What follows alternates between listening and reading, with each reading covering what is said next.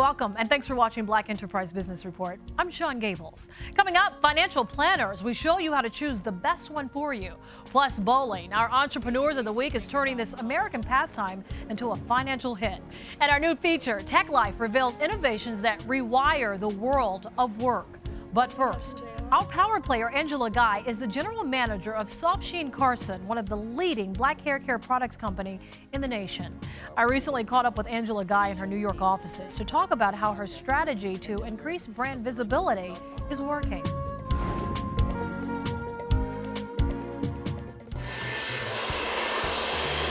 It seems like no other group in the world spends the amount of time, money, or sheer obsession on hair as women of color.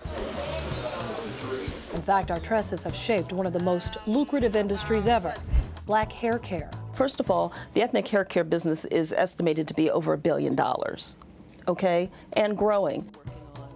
No one knows this better than Angela Guy, general manager of Sheen-Carson, manufacturer of over 200 of the ethnic hair care products sold globally. We have some of the leading brands in the marketplace: Dark and Lovely, Optimum Care, Let's Jam, Roots of Nature is the newest brand. But nothing boosted product sales like the advent of the Jerry curl. The Carefree curl came out in 1979. Revenue for this company was about $500,000. By 1982, solely with the Carefree curl, yes, revenue skyrocketed to $55 million. What is key to seizing that type of growth again? It's about innovation. It's about understanding what the consumer needs, wants, and bringing it to market better than anybody else. And at that time, it was revolutionary. But it was all their products that caught the eye of L'Oreal, which purchased Sheen-Carson in 1996 for an estimated $160 million, effectively ending SSC's history as one of the few hair care companies owned by African Americans. So who wins out of this? I think the consumer wins. The consumer wins because there's a great loyalty. We're talking about products for your hair. We're talking about your beauty. We're talking about your statement of who you are, especially within this community. Why take that away from them when it's a perfectly viable brand? With the backing of L'Oreal, a brand that's constantly growing, Sheen-Carson has rapidly grown, up 32% in 2008, boosted by healthy sales performance in Africa and Asia. We're seeing growth everywhere. So it's not just black folks. Oh, absolutely not. It's not. I think in 2006, 7 million consumers identified themselves as multiracial. And you see the rainbow of diversity in both management and employee ranks under Guy's leadership. It's definitely impactful when you meet her.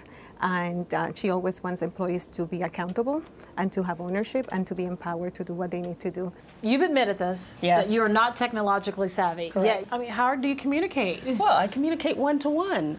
So if you ask the members of the team, they probably say we have too many meetings. But the beauty of that is I don't need to be on email when I can walk down the hall and sit and talk to someone or ask someone to come in and just explain to me what's going on with their business.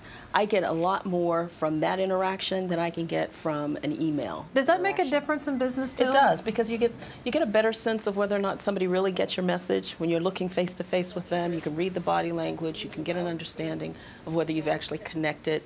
So I prefer that type of an exchange. Angela's vision is to touch her staff and consumers, keep them loyal to Sheen-Carson brands via celebrity-endorsed road tours and print, radio, and television ads. She focuses a lot of time on outreach and community events.